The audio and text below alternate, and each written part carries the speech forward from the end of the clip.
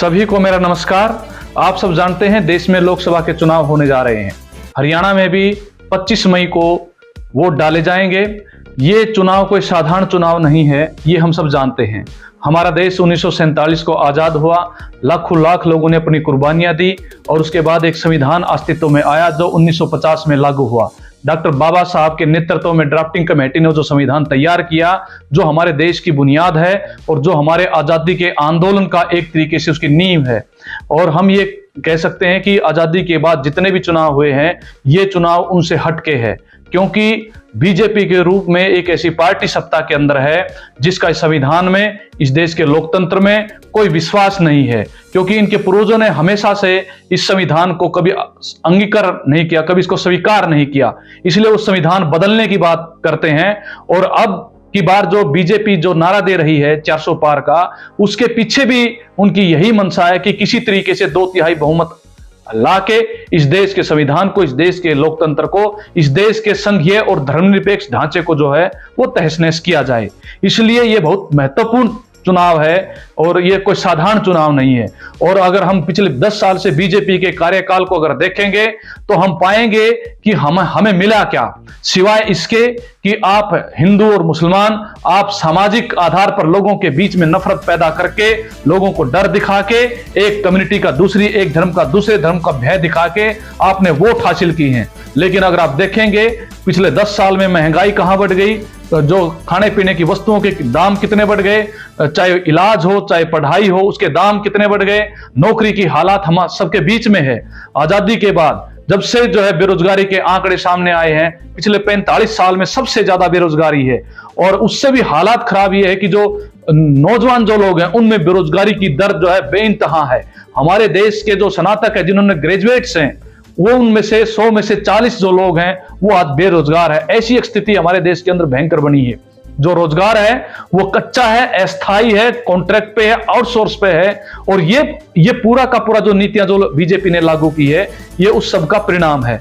हम सब जो है, जो मजदूर हैं, जो हिंदुस्तान के मेहनत का सामान है, जो इस देश को बढ़ाने का, इसके विकास में बहुत महत्वपूर्ण योगदान देते हैं, उसके बारे में बीजेपी क्या कहती है, उसने किया क्या है और आज वो क्या कह रही है। आप बीजेपी का घोषणा पत्र अगर देखेंगे तो उसमें मजदूर नाम का कोई शब्द आपको शायद ही मिले।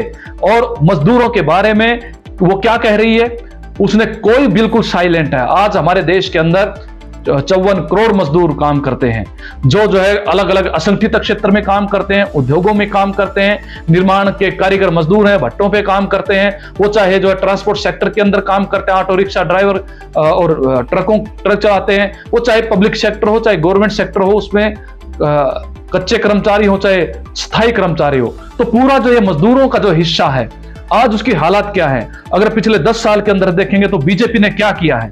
बीजेपी ने असल में जो है हमारे देश के प्रधानमंत्री जो पहली बार जो जिन्होंने संसद को संबोधित किया था, उन्होंने कहा था कि शर्म में विजयते, मतलब शर्म की जीत हो, मेहनत की जीत हो। और मजदूरों ने इस देश को बनाया है। लेकिन उन्हीं प्रधानमंत्री ने, उन्हीं की पार्टी ने मजदूरों की पीठ में छुरा घोंपने का काम किया है। और जो कोरोना के टाइम पर जब मजदूर जो भूखमरी की स्थिति में थे, जिनके रोजगार छिन गए, उनके साथ क्या किया, उनके हित में जो बड़े कानून थे, जो आजादी से पहले बनाए गए और आजादी के बाद भी जिनको बनवाया गया संघर्षों के दम पे, उन सबको खत्म कर दिया।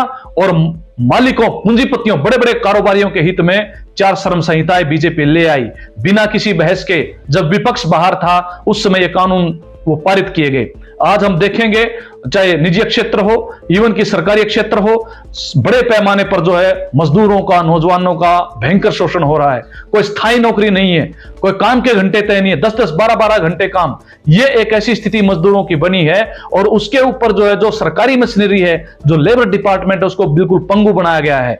जितने श्रमिकों के लिए सामाजिक कल्याण बोर्ड थे, उन सबको बर्बाद कर दिया गया। निर्माण कारीगरों, मजदूरों के लिए जो बोर्ड बना था, जो बना हुआ है अभी भी, जो श्रम कल्याण बोर्ड, उसको जो है पंगु बनाया गया। कोई सुविधाएं नहीं है, रजिस्ट्रेशन नहीं है।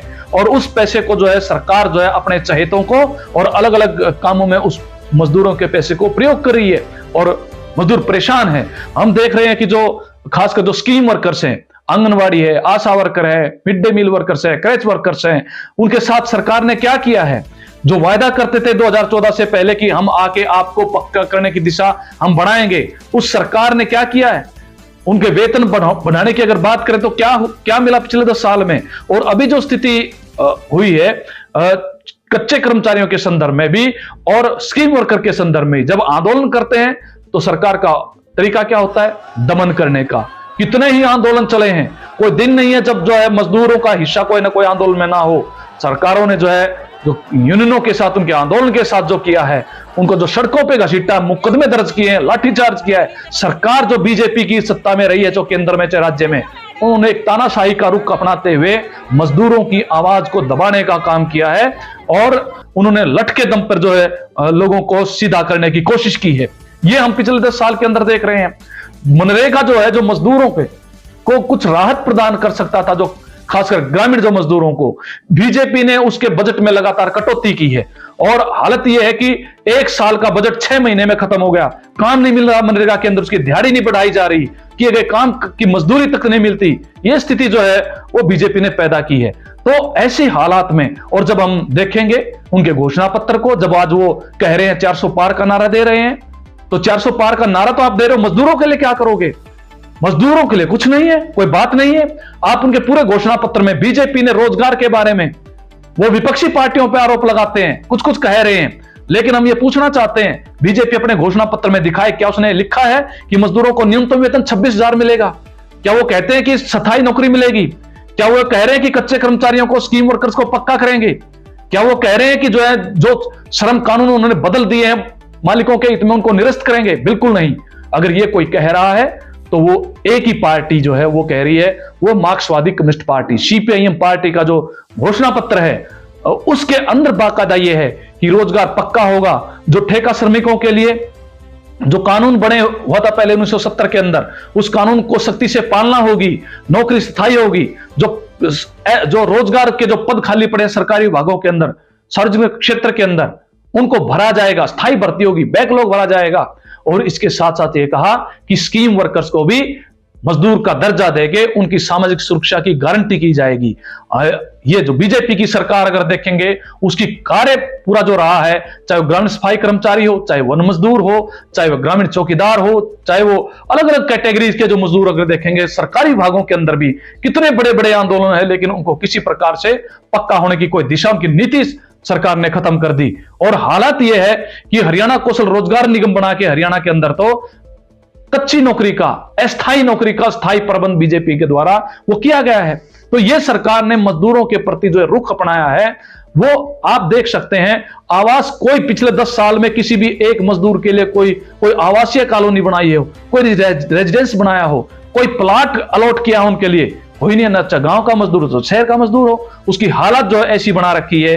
तो हमारे असंगठित क्षेत्र के जो मजदूर हैं, चाहे वो डोमेस्टिक वर्क करे, घरों में काम करते हैं, चाहे वो रेडी पटड़ी पे लगा के अपनी जीवन बसर करते हैं, उनकी हालत बेहद चिंतनीय है। भट्ठे पे काम करने वाले मजदूरों की हालत बेहद चिंतनीय है। लेकिन सरकार जो है वो जो चली उसका तो हमारे सामने है, और बीजेपी ने अपने घोषणा पत्र में भी जो किया हम सबके सामने है।